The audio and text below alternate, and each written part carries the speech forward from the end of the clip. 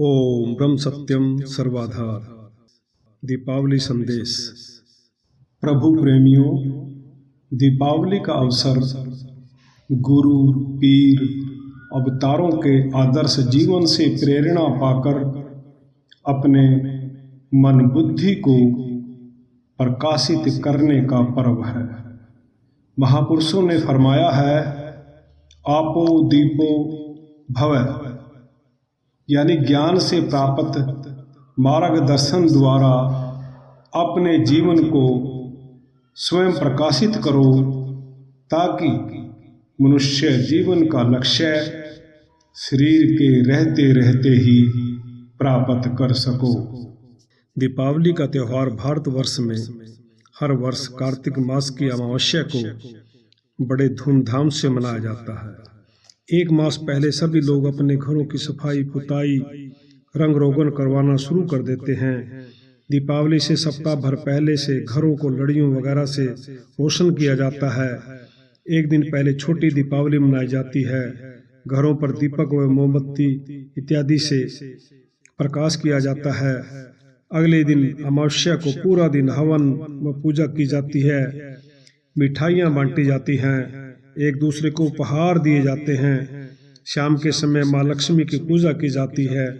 मान्यता है कि शाम को लक्ष्मी का घर में आगमन होता है। घरों को दीप माला व मोमबत्ती से जगमगाया जाता है। पूरी रात आतिशबाजी होती है। इस दिन भारत का आकर्षण देखते ही बनता है। दीपावली भारतवर्ष का सबसे बड़ा त्योहार है। अब तो दीपावली का त्योहार विदेशों में भी, जहाँ भारत के सनातनी रहते हैं, बड़ी धूमधाम से मनाते हैं। इस त्योहार के पीछे कारण है कि इस दिन कार्तिक मास अमावस्या को भगवान श्री रामचंद्र जी 14 वर्ष का वनवास काटकर अपनी नगरी अयोध्या में वापस आए थे। उनके आगमन के कारण अयोध्या नगरी को दीपक जलाकर प्रकाश किया गया था। अयोध्या को खूब सजाया गया था अपने भगवान व राजा श्री रामचंद्र जी के स्वागत के लिए। तब से यह त्योहार बड़ी धूमधाम से हर वर्ष मनाया जाता है। अब प्रश्न उठता है कि क्या एक दिन खुशी मनाकर हम राम की सही पूजा कर रहे हैं? क्या हमने भगवान श्री रामचंद्र जी के आदर्शों की तरफ ध्यान दिया है? भगवान श्री राम को मर्यादा पुरुषोत्तम कहा जाता है। भगवान राम के जीवन से हमें सही जीवन जीने की प्रेरणाएं मिलती है। भगवान राम को वनवास क्यों मिला? होनी बलवान है, कर्म रेख अटल है। राजा दशरथ जंगल में शिकार खेल रहे थे। एक तालाब के किनारे आहट सुनाई देती है। राजा दशरथ आहट की दिशा में तीर छोड़ देते हैं और वह तीर श्रवण कुमार के सीने को चीर देता है, जो कि अपने अंधे माता पिता को कंधे पर उठाकर तीर्थ यात्रा कराने निकला था। माता पिता की प्यास बुझाने तालाब पर पानी लेने गया था। तब राजा दशरथ पास जाता है तो देखता है कि तीर लड़के को लगा है, तो पश्चाताप होता है। श्रवण कुमार राजा दशरथ को उनके अपने माता पिता को पानी पिलाने के लिए कहते हैं। जब राजा दशरथ श्रवण के माता पिता के पास जाता है, तब पानी पीने का आग्रह करता है, तो अंधे माता पिता आवाज पहचान जाते हैं और पूछते हैं कि आप कौन हैं? तो राजा दशरथ उनको सारी बात बताते हैं और क्षमा याचना करते हैं। परंतु श्रवण के माता पिता राजा दशरथ को श्राप देते हैं कि जिस प्रकार आपने हमारे इकलौते पुत्र का वध किया है, पुत्र के वियोग में हम अपने प्राण त्याग रहे हैं, उसी प्रकार राजा आपको भी अपने पुत्र के वियोग में प्राण त्यागने पड़ेंगे। जब राजा दशरथ अपने ज्येष्ठ पुत्र राम को राज तिलक करने का दिन सुनिश्चित करते हैं, तो रानी कैकेयी की दासी मंथरा रानी के कान भरती है। कौशल्य के पुत्र राम का राज तिलक होने जा रहा है। तेरा पुत्र भरत कभी राजा नहीं बन पाएगा। और रानी को राजा से मांगे गए वचन याद कराती है। रानी की समझ में आ जाता है। रानी कैकेयी राजा के कक्ष में जाती है और दिए गए वचन पूरे करने पर अड़ जाती है। पहले वचन में भरत के लिए राज तिलक और दूसरे वचन में राम के लिए 14 वर्ष का वनवास मांगती है। राजा दशरथ वचन पूरे करने के लिए विवश हो जाता है, क्योंकि रघुकुल की रीत भी यही थी कि रघुकुल रीत सदा चल आई, प्राण जाए पर वचन ना जाए। राजा दशरथ की हिम्मत नहीं पड़ती अपने पुत्र राम को वनवास का हुक्म देने की, लेकिन आज्ञाकारी पुत्र का आदर्श प्रस्तुत करते हैं भगवान राम और अपने पिता के पास जाते हैं। वनवास जाने की सहर्ष आज्ञा मांगते हैं। माता सीता राम को अर्धांगिनी का वचन निभाने के लिए राम के साथ चलने पर विवश कर देती है। भ्राता लक्ष्मण भ्राता प्रेम के कारण उनकी रक्षा के लिए साथ चलने पर विवश कर देते हैं। जब भगवान राम भाई लक्ष्मण और माता सीता के साथ वनवास चले जाते हैं तो राजा दशरथ पुत्र के वियोग में प्राण त्याग देते हैं। इस प्रकार श्रवण के माता पिता का श्राप पूरा होता है, क्योंकि कर्म रेख अटल है, इसको कोई टाल नहीं सकता। महाराज जी ने भी वाणी में फरमाया है, जो बीजे सो काटना, एह निश्चय कर मीत, बिख बीजे बिख पाइए, सुन साहिब की रीत। ऐसा बीजना बीज्यो, जो काटन में दुख देत, कर्म रेख अटल है, सुन साचा विवेक। भगवान राम जब वनवास के दौरान थे, लंकापति रावण अपनी बहन शूर्पणखा का बदला लेने के लिए मायावी संत का वेश धारण कर माता सीता का हरण कर अपनी नगरी लंका में ले जाते हैं। यहाँ ध्यान देने योग्य बात यह है कि अगर माता सीता लक्ष्मण द्वारा सुरक्षा हेतु खींची गई रेखा को पार न करती तो रावण सीता को स्पर्श भी नहीं कर सकते थे। इस प्रकार अगर हर परिवार में, देश में, संस्थाओं में, घर में मुखिया द्वारा मर्यादा के नियम बनाए होते हैं, अगर घर के सदस्य उस मर्यादा को पार करते हैं तो वह घर, वह परिवार, वह संस्था, वह देश एक दिन तबाह हो जाता है। भगवान राम त्याग और प्रेम की मूर्ति थे। भगवान राम प्रेम की मूर्ति थे। जब राम माँ सबरी भिल्ली की कुटिया में जाते हैं तो सबरी अपने भगवान को बेरों का भोग लगवाती है। वह भी हर बेर को चख कर कि कहीं खट्टे ना हो अपने भगवान को खिलाती है, और भगवान राम झूठे बेर बड़े चाव से खाते हैं। प्रेम के बारे में महाराज जी ने वाणी में भी फरमाया है, जिसके मन में प्रेम नहीं, सो नर जान सवान, आठ पहर भौंकत फिरे, सब वैरी दिसे जहान।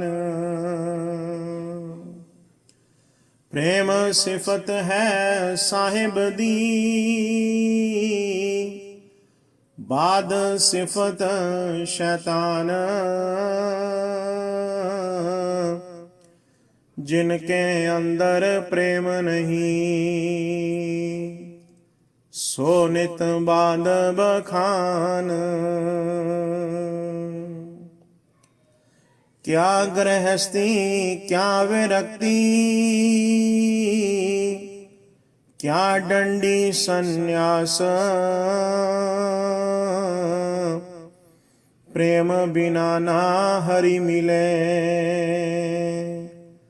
चाहे धरती नाप आकाश। तो भगवान श्री राम शरणागत की भी रक्षा करते थे। शरणागत की रक्षा करना भगवान राम की मर्यादा में शामिल था। जिस समय भगवान राम श्रीलंका की तरफ माता सीता को छुड़ाने के लिए प्रस्थान कर रहे थे, तो रास्ते में सुग्रीव से उनकी भेंट हुई। सुग्रीव ने बताया कि उनके भाई बाली ने उनका राज्य छीना हुआ है और उनकी पत्नी को भी छीना हुआ है। तो भगवान राम ने बाली का वध कर सुग्रीव को उसका राज्य वापस दिलवाया, जबकि वह खुद भी वहां के राजा बन सकते थे। बाली को हराया और सुग्रीव को उनका राज्य वापस दिलवाया।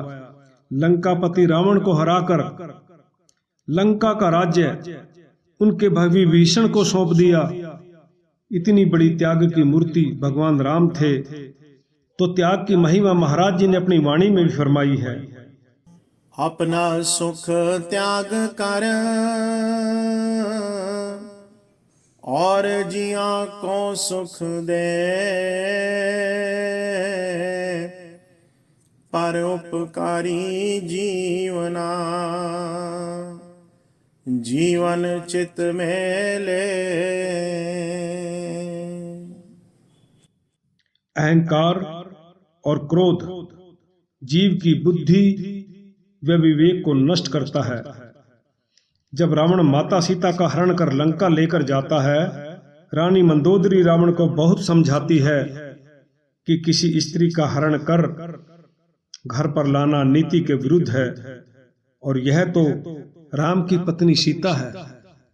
इनको यहाँ पर लाकर आपने घोर अपराध किया है। हम सब की भलाई इसी में है कि माता सीता को तुरंत वापिस छोड़कर आओ। भाई विभीषण ने भी बहुत समझाया कि भगवान राम से मत टकराओ, लेकिन वो अपनी बल बुद्धि और विद्वता का अहंकार था और टस से मस नहीं हुए।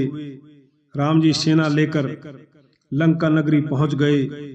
रावण ने युद्ध में अपने भाई, अपने पुत्र और अपने अनेक योद्धा सेनापति युद्ध में खो दिए और अंत में खुद भी मृत्यु को प्राप्त हुए। रावण के प्राण त्यागने से पहले भगवान राम लक्ष्मण को लेकर रावण के समीप गए, प्रणाम किया और पूछा, लंकापति तुम इतने बलशाली, विद्वान और प्रख्यात पंडित हो, अंत समय में कुछ ज्ञान की बात बताओ। रावण मुस्कुराए और कहा, हे राम, तुमसे ज्यादा बलशाली था। अनेक बलशाली योद्धा मेरी सेना में थे। मेरी सेना भी तुमसे बड़ी थी। तुमसे अधिक संपन्न मेरा राज्य था। साधन भी मेरे पास बहुत थे, फिर भी तुमसे हार गया। पता क्यों हारा? क्योंकि तुम्हारा भाई लक्ष्मण तुम्हारे साथ था, परंतु मेरा भाई विभीषण मेरे साथ नहीं था। वह आपके साथ था। उसने मेरे सारे राज आपके सामने उजागर कर दिए, इसलिए मैं युद्ध में हार गया। घर की फूट में घर बर्बाद हो जाता है। और ज्ञान की बात यह है कि आज का काम कल पर मत छोड़ो। और तभी ये कहावत चली आ रही है कि घर का भेदी लंका ढाए। भगवान राम सबका बराबर सम्मान करते थे। जब भगवान राम 14 वर्ष का वनवास काटकर अयोध्या नगरी में पधारे, तो सबसे पहले मां कैकेयी के महल में पधार कर उनका आशीर्वाद ग्रहण किया, जिसके कारण 14 वर्ष का वनवास काटना पड़ा। फिर भी मां कैकेयी के प्रति उनके मन में कोई ईर्ष्या नहीं आई। तो इतनी मर्यादाएं भगवान राम अपनी लीलाओं के माध्यम से इस संसार के सामने रख कर गए। और कार्तिक मास शुरू होते ही भगवान राम की लीलाओं का मंचन होता है। उसका कारण भी यही है कि भगवान राम ने अपने जीवन में जो मर्यादाएं कायम की, हम भी उन मर्यादाओं पर चलकर अपने जीवन को सफल बना सकते हैं। महाराज जी के जीवन का एक छोटा सा दृष्टांत है। हमारे प्रेमी भाई हुए हैं अम्बाड़ा से नरेंद्र कुमार जिंदल जी। उन्होंने फरमाया है इसके बारे में कि एक बार नरेंद्र जिंदल जी महाराज जी के पास बैठे हुए सेवा कर रहे थे, तो महाराज जी ने उनसे पूछा, प्रेमी क्या चाहते हो? दास ने कहा, महाराज जी कृपा करके मुझे भगवान राम के दर्शन करा दो। श्री महाराज जी मेरी बात सुनकर समाधिस्थ हो गए। जब 15 मिनट तक आंखें नहीं खुली तब मैं वहां से उठकर चल दिया, क्योंकि रात्रि के 11 बज चुके थे। अगले दिन दास फिर सत्संग में गया। अब श्री महाराज जी के वचन कुछ समझ में आने लगे थे। सत्संग की समाप्ति पर दास फिर महाराज जी के पास बैठा। उन्होंने फिर वही प्रश्न किया, प्रेमी जी तुम क्या चाहते हो? दास ने उत्तर दिया, प्रभु मेरी तो एक ही इच्छा है। आप प्रभु से मिल चुके हैं, आप मुझको भगवान राम के दर्शन करा दो। श्री महाराज जी ने कहा, कौन से राम के? दास ने उत्तर दिया, क्या राम भी कई हैं?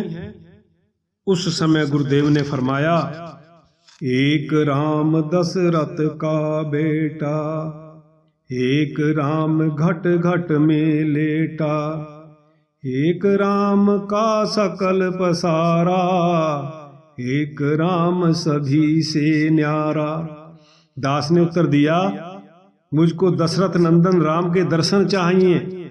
इस पर श्री महाराज जी ने फरमाया, प्रभु राम के दर्शन तो के कई मंथरा, रावण व शूर्पणखा आदि सब कर रहे थे, उनका कल्याण तो नहीं हुआ, तो तेरा कैसे हो जाएगा? मैं निरुत्तर हो गया और गर्दन नीची करके बैठा रहा। श्री महाराज जी ने दास से कहा, प्रेमी अब घर जाओ, आराम करो, बहुत रात हो गई है। और प्रेमी महाराज जी को प्रणाम करके चल दिया। अगले दिन फिर आए तो महाराज जी ने कहा, तुम रोज इनके पास चुपचाप आकर बैठ जाते हो, क्या तुमको इनकी बात समझ में नहीं आई? प्रेमी ने फिर वही कहा कि प्रभु राम के दर्शन आप करा सकते हैं, आप इस तुच्छ दास पर अपनी विशेष कृपा करें।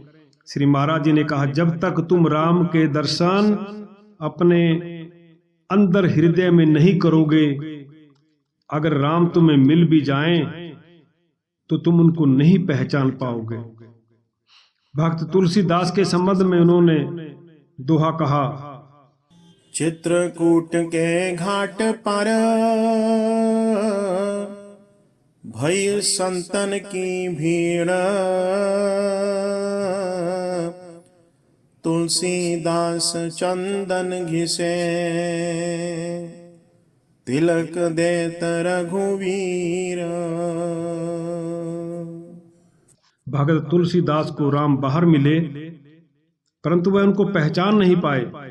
जब उन्होंने प्रभु राम के दर्शन अपने हृदय में किए, तब उन्होंने घोषणा की, सिया राम मैं सब जग जानी, करहूं प्रणाम जोरी जोरी जुग पानी। इस प्रकार जब तुम राम के दर्शन अपने हृदय में करोगे, तब सारा संसार राम में दिखाई देगा। भगत की जैसी निष्ठा होती है, भगवान उसी रूप में दर्शन देने की कृपा करते हैं। दास ने श्री महाराज जी से प्रार्थना की, महाराज जी प्रभु के दर्शन अंदर कैसे होंगे? कृपया इस संबंध में तुच्छ बुद्धि जीव को समझाने की कृपा करें। तब सतगुरुदेव जी ने कहा कि यह कार्य सतगुरु की कृपा से ही संपन्न हो सकता है। फिर महाराज जी ने कहा कि तेरे बड़े भाग्य, अच्छे भाग्य हैं जो सही रास्ता बताने वाले संत मिल गए हैं। परंतु श्री महाराज जी का मार्ग क्या है और इनके भगवान कौन से हैं जिनकी ये पूजा करते हैं? यह विचार अंदर चलने लगे उस प्रेमी के। उस समय श्री महाराज जी ने एक और प्रश्न दास से किया कि प्रेमी यह बताओ कि राम क्या करते थे? तो दास ने उत्तर दिया, प्रभु राम तो भगवान थे, जनता उनके दर्शन करके निहाल होती थी। श्री महाराज जी ने कहा, सुन प्रेमी, प्रभु राम राजा थे, दिन में राज्य का कार्य करते थे और रात को सारी आयु महल में नहीं सोए, सरयू नदी के किनारे बैठकर भगवान की आराधना में लीन हो जाते थे। इसी प्रकार जब तू दिन में दफ्तर का काम करेगा और रात को जागकर भगवान का सिमरण करेगा, तब तू सही रूप में श्री राम का भक्त होगा। यही कल्याण का सही रास्ता है। इतना सुनकर प्रेमी आश्चर्यचकित हो गया और श्री महाराज जी को मन ही मन धन्य कहने लगा। फिर दोबारा श्री महाराज जी से कृपा करने की प्रार्थना की। इस पर उन्होंने फरमाया कि आज रात तुम्हारे घर आएंगे। तब दास ने कहा, कितने बजे आएंगे, ताकि घर का दरवाजा खुला रखें। इस पर श्री महाराज जी ने कहा, संत ऐसे नहीं आते जैसे तुम सोच रहे हो, यह तो ध्यान में तुम्हारे घर आएंगे। दास ने श्री महाराज जी को प्रणाम करके घर प्रस्थान किया। घर पहुंचते पहुंचते रात्रि के 12 बज चुके थे। मन ही मन में विचार किया कि आज सोना नहीं चाहिए। नहा धोकर माला से जाप करने बैठ गया। सुबह 4 बजे तक जाप किया, फिर 1 घंटा विश्राम किया। उसके पश्चात घर में निचली मंजिल से ऊपर पानी भरकर सैर करने चला गया। उस दिन दफ्तर पहुंचकर यह विचार मन में चलता रहा कि आज रात सत्संग के पश्चात जब मैं श्री महाराज जी के पास जाऊंगा तो उनकी कृपा अवश्य होगी। हर रोज की तरह सत्संग के पश्चात उनके पास बैठा। मुझको देखते ही उन्होंने फरमाया, प्रेमी, हम तुम्हारे घर गए थे। 3री मंजिल पर तुम्हारा कमरा है। उसकी छत कड़ियों की है। वहां दीवार में 2 अलमारी हैं और 3 खिड़कियां गली की तरफ हैं। यह सारा विवरण सुनकर प्रेमी आश्चर्य में डूब गया। मन ही मन सोचने लगा कि यह सत्पुरुष कोई मामूली फकीर नहीं है, करने वाले पहुंचे हुए फकीर हैं। तेरे को कोई बात समझ में आए या ना आए, तू अपने आप को उनके प्रति समर्पित कर दे। इनकी शरण में जाते ही तेरी सब समझ में आ जाएगा। इतनी बात मन में सोच ही रहा था, किसी महाराज जी ने फरमाया, प्रेमी क्या सोच रहे हो? दास ने कहा, महाराज जी, आपकी बिना कृपा हुए मेरा जीवन बर्बाद हो जाएगा। मुझे अपनी शरण में लेने की कृपा करें। इस प्रकार महाराज जी ने उन प्रेमी का कल्याण किया, उनको अपनी शरण में लिया।